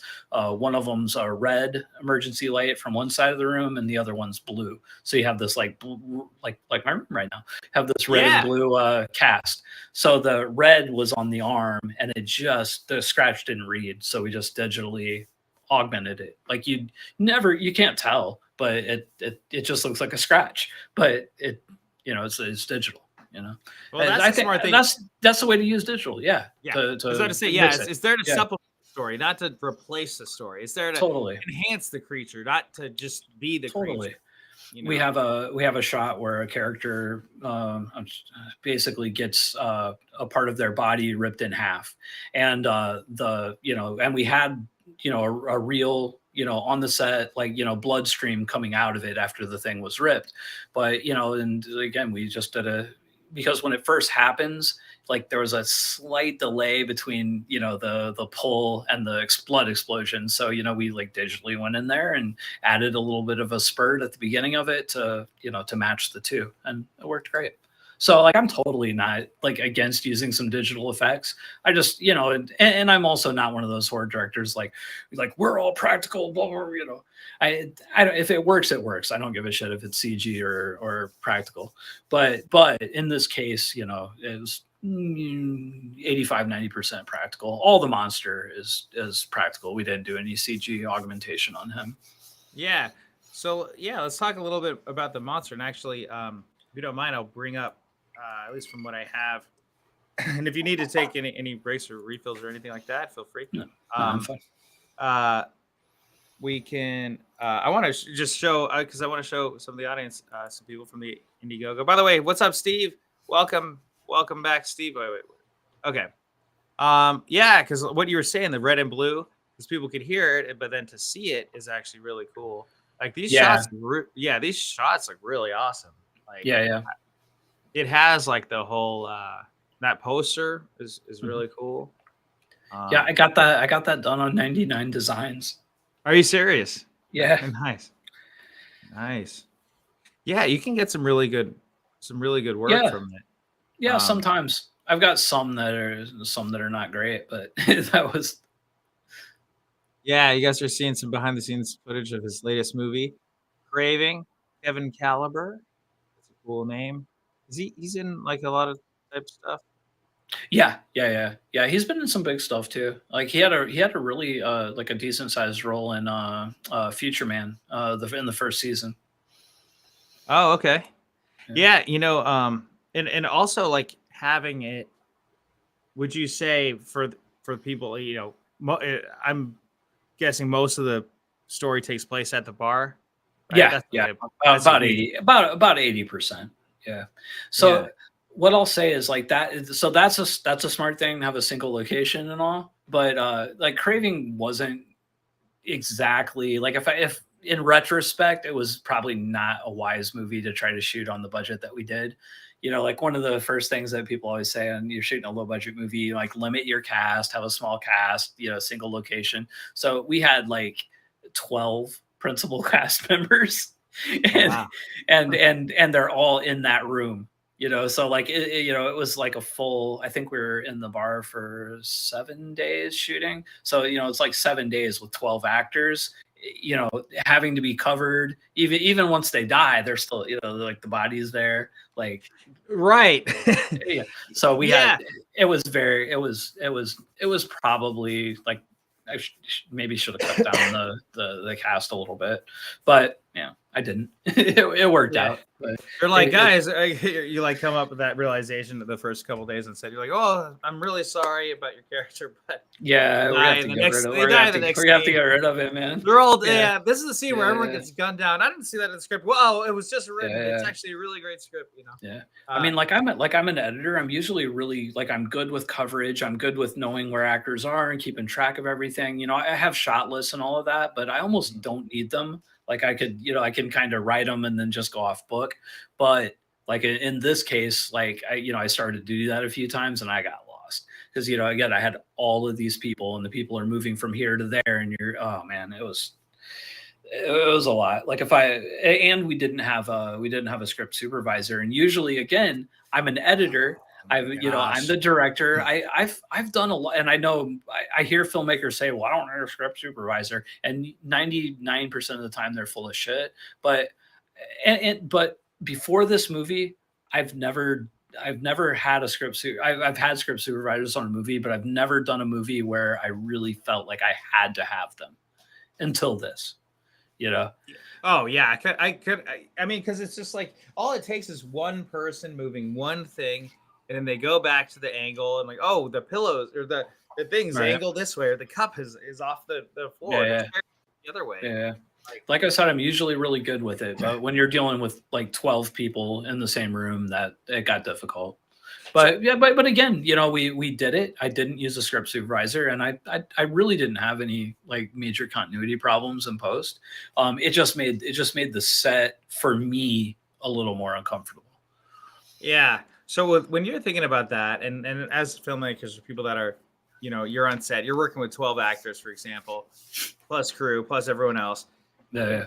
And people are, I know this feeling. People are asking you questions, right? A million questions all at once, Yeah. right? What is your like what is your advice for getting a million questions in? And if someone's like asking you something that's so minuscule of a detail, which might be a nice question to be asked, but how are you dealing with those on set? Mm. Are you You like know, taking a lot of time asking questions, or are you just like decisive? yeah, I'm pretty decisive. And when people when if people bring a suggestion or whatever, I will I'll listen and I'll say, yeah, we'll try it if we have time. But I'm pretty like cut and dry. I won't like engage. Like I think that's people's problem is like if they don't want to listen to a suggestion, they'll try to give their reasons why they don't want to listen to the suggestion or whatever. I'm just cut and dry. It's either yes, we'll do it. We'll have to if we have time, or no, we don't have time. And like those are kind of my three stock responses, and it's that. But like on this movie, for example, I think it totally depends on how you carry yourself as a director. And I'm approachable, but I think people got the vibe that I had things under control. So I didn't get a lot. Like there was one person on set, and they were super helpful, and I listened to them almost every time. But like one person on the camera team, and they would give suggestions a lot. And we ended up like it was what they could see that it was welcome, and they continued. But I think once if people get a vibe that like it's either not welcome or you just don't have the time. The thing about low budget movies is everybody wants to be magnanimous and listen to everybody and take everybody's suggestion. When you are shooting, a $50,000 movie in 5 or 6 days, you there's literally not enough time in the day to listen to everybody's suggestions or try everybody's takes. Like somebody has to like, no, this is what we're doing. And you're not a dick for doing that. Like you have to get through, like it's not this like, collective, like we're making this thing and we have 5 days to make this thing. Like somebody's got to be in charge, Yeah. So was it all your whole filming was 5 days? No, I was just throwing 5 days. We shot I think 6 days on the like it wasn't 5 days for me. It was 5.5. Okay. Yeah, no. We were like 6 days in the bar, and then we were like 4 days on exteriors, and then like 3 or 4 more days on pickups, So okay. I think it was like a total of maybe 15 if you added it all up. Because like a lot of the pickups were like half days or like one scene in a car, stuff like that. All right. So when you had the pickups, were those just scenes that you didn't have time to shoot initially and had to reschedule, or were they like, oh, when you're in the editing booth, you had to add these couple scenes? No, it was just like in the scheduling because of the crew and the people that I'm working with, like the car scene, for example. I knew it was going to be a daylight scene. We were going to be outside. It wasn't going to be something we were going to need major lights for. My partner owns the camera. So like, I knew that was something we could just do without like all the crew, just bring the actors, do the scene. So I tried, when you're doing a little movie, like this one, the biggest days that were costing us money were the stuff in the bar. We had, 12 people, we had all the cast, we had all the crew, we had all the blood, all of that stuff. So anything that I could remove from that scenario and do kind of guerrilla off to the side, that's what we did. We did probably 3 or 4 little pickup days where we did, like the car scene, or, like later on we did some of the more complicated gore effects.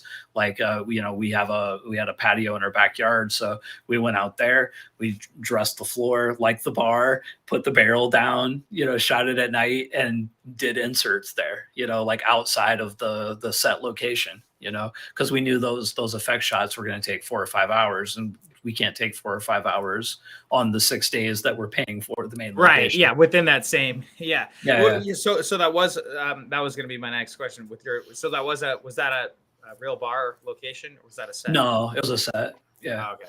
So yeah, we were, what was it? Draco Broadcast Studios in Burbank. We rented it. It was the set part of it's like 2,500 square feet, I think. And so there was a few standing walls, like the back wall where the bar is and where the front door is in the room. Those were kind of there. And then we had to build 4-foot stud extensions or 5-foot all the way around, and then had to build like a back wall and area, and then bring in the pool table, build the bar. It sounds really complicated, but it turned out being a lot more cost effective than renting a real bar in Los Angeles. You know, of the size that we needed. Like it couldn't be, it had to be fairly big just to accommodate the camera and the action. Because if there was a couple of affordable bars we could have done, but they would have been like the size of this room, and we would have had 12 people in this room. You know what I mean? And then all of a sudden it feels real small. You know? Right. So plus, plus like the hours change if you're at a real bar. Yeah. And is it an open bar? Like initially, I thought because of is it an open bar? Like people just Initially, I thought because of COVID, you know, like we would find some places that had closed, or you know, like we could rent through like the leasing company and maybe get a deal, and like we could use a real bar and have it 24/7, but nope. Not affordably anyway. So like we found one that we almost did in Venice Beach, but like they had really thin walls and it was like literally right on the beach, like right next to the sidewalk. So we almost took that. I'm really glad we didn't. But what if that sounds like something that you would have had to incorporate into the script once you get. Oh yeah. Well, and it's supposed to be this rural isolated bar too. So yeah, right. It wasn't gonna work. It wasn't gonna work. Yeah. Oh man, that would have been a mess. And there was no there was a bathroom, but there was no shower or anything. That's the other thing when you're doing a horror movie like this. If you don't have trailers or whatever, you need a friggin' standing shower somewhere. Because like there's people covered head to toe in blood. Yeah, I was about to say, okay, so we're keeping track of all that blood. You have 6 days, you have script supervisor, you have all this, some characters get blood, you get drenched in blood, and then what if the take is terrible? You got to reset, you got to redo. Yeah. What was that like? I mean, it's like it's tough. I mean, luckily for most of the stuff we did where somebody was getting covered in blood, like, we would do it either fairly early in the day or fairly late in the day. And like I'm trying to remember if we even had an instant where we had to completely reset somebody. And I don't think so. I think most of those gags, we were like, dude, you got one shot at this, make it work. and it did. But just for the complicated stuff, but then, somebody gets splattered and then they come back the next day and you got to recreate the splatter. But like our effects guy was really good with that. He was very, like Robert Bravo, he was very conscientious about, taking his continuity photos and all that. And also our BTS guy was just constant. Like I have more BTS on this footage on this movie than anything I've ever had. I think I got like something like 4 or 5 terabytes of video footage behind the scenes from this movie. Like I will have so much behind the scenes. I still haven't even scratched the surface of looking at it all. That is great. That's so cool. Yeah. So what is the release looking like? When can we expect it to come out? And it should be out the first week of March. Indie Rights is the distributor. We're going to go to TVOD first, so it'll hit Amazon, Apple TV, YouTube rental, all like that first week of March. And then potentially like a bigger streaming release. We're talking to a couple of major streamers, but we're going to go ahead with the TVOD while that's in the works. And then if that doesn't happen, we'll move into like the Tubies and, Amazon Prime and all that after, TVOD has started to fall off. And then we'll do some foreign sales at Cannes, and that'll be that. Cool. Wow. Okay. So then a few last couple of things, and then, and we'll wrap it up. It's been such a great time. When it comes to going back to crowdfunding, when it comes to distributing the perks, like you had a successful thing, were there some, I'm sure, that you have that you could distribute before the movie was released, and then like the rest maybe afterwards? Like what is that Yeah, I mean, there was very few things that we could do before the movie is released. I was pretty clear about that in the campaign. There's some things that we did, like we have these like flesh masks that some of the bad characters wear outside, and so like we sent those out early. The creature masks themselves, like we said, they can't go out till the movie's out. Initially, the movie was I was aiming for like a January, February release, and it just, post just took longer. So, the movie will come out, and then like probably a few days before the movie comes out, we'll start to send those mass perks and that and whatnot. The digital downloads will send out like day or two before the release. The only one that's going to go out a little bit later than promised will be the DVDs and Blu-rays. Honestly, it was more complicated to get them done and more costly than I thought. It's in process, but it's probably going to be a good month after it's out before we're able to send all those out. Yeah, well, I mean, that's understandable. I mean, I think people can hopefully understand that it does take time. Yeah. Oh, totally. And I'm gonna I haven't done it yet, but I'm gonna go individually to everybody that purchased a DVD or Blu-ray, and I'll send them individual messages. I'll give them the digital download link and say, like, here's the movie for now. That it is coming. It's like, this is when it's gonna be, and and if anybody really has a major issue with it, I'll refund them. That's good. Well, that's nice of you. I mean, look, dude, look at this, guys. So because to me, I look at this. I mean, it's amazing. 63,000 by 521 backers. That is incredible. But that means 521 people need to be, like, but are you the only one keeping track of this, or are there other people helping you? Or I have another one of the producers is helping me fulfill perks, and then I had another one that did like spreadsheets for it to like keep it organized. But yeah, it's pretty much me. It's pretty much like I'll be setting up the digital downloads. I'll be sending all the emails. Yeah, it'll be me. But like in something like this, because like I really was the face of it. It's like it pretty much has to be me. And especially if I want any of these people to ever donate to another campaign, right. I gotta keep that personal touch. That's a good point. Yeah, that's a good point. Yeah, so are you because you recently moved from Hollywood? You're not in Hollywood anymore, or where are you? Where are you at? Yeah, I'm in Georgia now. I moved to Fayetteville, Georgia, right at the beginning of the pandemic, 2020, mid 2020. God, it's been 2 years now. Damn, almost 3. Shit. Yeah. Oh my God. But I was in shooting CRAVING. I was in LA for almost 6 months. I mean, the shoot was only 15 days, but I came like 2 months before, and there was a window. Like we shot all the bar stuff, and then there was about a 2-month window before we shot the rest of the exteriors. Oh wow! So when you came back, because like you still had your place in Georgia, you're in LA, or you just like stayed? No. I like the Robert Bravo, the effects guy there. He has a house in Canoga Park, and he had an extra room, so like I stayed there the entire time. Oh, that's cool. Oh, nice. Yeah. That's a fun thing, man. That's awesome. So if you were to be me for 2 seconds, what would you do to launch the campaign and help create these next 3 movies, and then also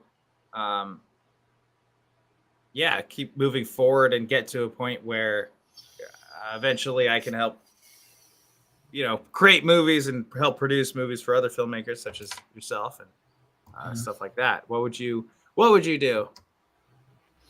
I mean, I would do pretty much what I did. I just like keep making stuff, no matter how cheap, whether it comes out good or not, just keep making things and putting out, and like I would start like working on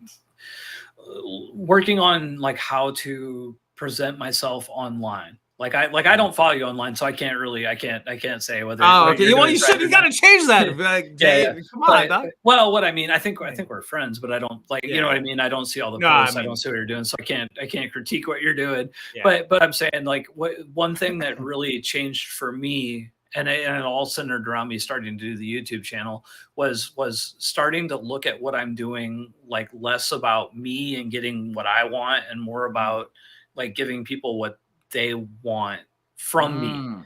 You know what I mean? whether that is in entertainment or in information. And once you start looking outside of yourself, like I think like like everything kind of starts clicking, you know. So that's kind of something that I might have needed to hear. I think, you know, it's something that, well, I mean, because when you're making a project, it's like running my project. You know, what can they do to help this project? But then you are helping other, you know, actors and crew members. And, and people get it. And then the last question with you, a lot of filmmakers think that like, oh, if I help another filmmaker, that's like, you know, they're like afraid to help people or something. Like, what is it about, you know, or they don't want to give away their secrets, right? Or you know what I mean? Like, I know that's so stupid. That is just so stupid, dude. It's so stupid. I don't know what to say. It's a pet peeve of mine. People ask me that every now and then. Aren't you afraid of people like, you know, taking your, and I'm like, why would I don't even understand that mindset. And it's just not so. Cause I struggled for, you know, the first, 10 years of my career, my 20-year career. You know, I had good years, but I had really bad years, you know, and the one common denominator in those like 10 years was I was very self-focused. Like, I'm not going to tell people, like, I was working for a company that was basically doing what I'm doing now. They were making small movies. They were, you know, making them for low cost, quick, and making profits off them. They're doing really well. And, you know, every now and then people would ask me about it. I'd be like, I didn't want to tell them because I didn't want somebody else to be my competition, you know? And I struggled through those 10 years. And then, you know, like I said, a switch kind of flipped around 2016, 2017, around when I started the documentaries, around when I started the YouTube channel. And I started, you know, like, I'm going to be transparent. I'm going to tell people this, and that. And I'm not saying it's a direct one-to-one correlation, but I will say this.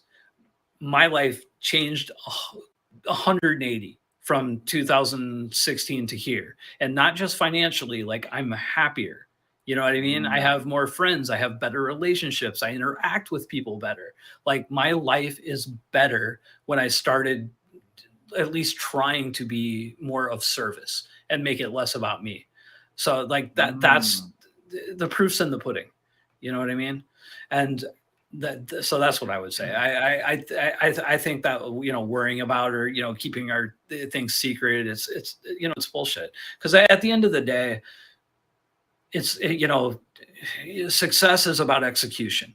So like, I could sit here and tell you, like, this is what I did. And you could go out and you could follow the steps one by one, and you could totally fail. It's not because the steps are invalid, it's the execution. You know what I mean? So at the end of the day, nobody is me.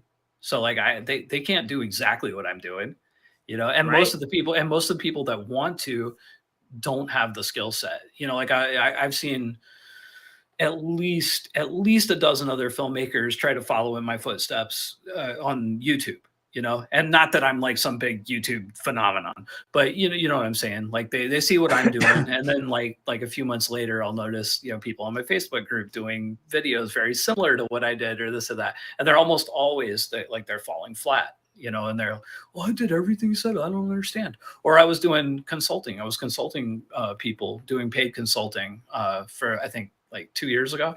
And, you know, I had several people that did it. You know, they gave them the steps. They followed the steps. They failed. Why did they fail? Were the steps invalid? Or did they not execute? You know, so like, I mean, it's all in execution. So you could tell somebody, you know, step by step how to do something, and it doesn't mean that they're going to succeed. Right. Totally. And then also, you know, like when you did the steps, necessarily, maybe a certain aspect was different because these apps change so frequently, or some other thing happened, or and the common denominator was, it was me. You know, like, it was me. And I try to be clear about that whenever I, even on my videos, I'm like, this is me. You know, it's not, doesn't mean everybody, you know? Yeah. And then what, all right. One more. I keep saying one more, but that's fun. What made you want to like help other filmmakers? Honestly, total like blunt honesty, starting out, it was just a way to try to expand like what the other things I was doing. So like I was just starting the documentaries and I was like, how do I get people interested in these documentaries? So I was like, oh well, I'll talk about filmmaking and then I'll get them to try to watch the documentary. You know, I was like that was totally that, you know, and yeah, so I did like 5 or 6 videos, and then I started getting almost immediately like the feedback was so positive, and people were so like grateful and generous with their comments. I was like, yeah, this feels really good. Like I like at first I'm looking at them like, are they bullshitting me? You know, and then I was like, no, wait, this person is genuinely like grateful. Like this genuinely helped somebody, and like it just like light bulb. I was like, wow, like that actually feels good. And like you know, about 6 months in, you know, like that feeling didn't go away, but like I'm also starting to see, oh wait a minute, like I'm like 200 people away from this channel being monetized. Like my documentaries are doing better. Like I am like, you know, on social media people are talking to me more, I'm interacting with people more. Like things are like everything around it, like building a YouTube channel is the best marketing boot camp someone can do. Like I learned so much about marketing from Facebook from YouTube experts talking about, you know, building their channels, the Nick Nimmons and the Catherine Mannings and the channel makers and stuff like that. And you can apply that stuff to things outside of YouTube. You know, like it's all marketing 101 basic stuff. And it made me look at things differently, you know. And so yeah, I honestly, to start out, it was totally kind of selfish and self-focused. And then I realized, because I had a friend for years that was telling me, oh, you should do a YouTube channel, like because you could, you know, you could share so much with people and people could really learn from you. And I was like, who would want to listen to me? You know, like I've done all these cheapy fucking movies, I don't, you know, and I don't care, I don't want to help nobody. And then, you know, I start doing it, and it just like through the process of doing it, like started feeling the repercussions, and you know. Wow, awesome. Well, Jay Horton, thank you so much. I really appreciate you, man. I could talk to you for hours and hours about film and filmmaking, and you know, but we got to leave the audience wanting more, right? You Right. know, and craving more. Okay, I said it. I'm so sorry. I'm so sorry, guys. You guys heard it. Cravings coming out next month, March, beginning of March. So that's coming up. I'm excited to see it. I'm definitely gonna be checking it out. Jay, what I'll give you the last word. Where can people find you, and what do you want people to know? I mean, you can find me pretty much anywhere at the Jay Horton or Jay Horton. You know, Facebook, Twitter, Instagram. You know, I could use some followers on TikTok. There we go. Do the TikTok. Yeah. And I have a website, thejhorton.com, and that's about it. All right. Well, thank you so much, guys. Go check him out. Check it out. Check out Hey Ho Studios. Subscribe to hear, comment this video, like this video below, and check out our Indiegogo campaign. Everything going on in the description below. Thanks again, Jay Horton, and I will see you guys next time. See you guys next time. Bye.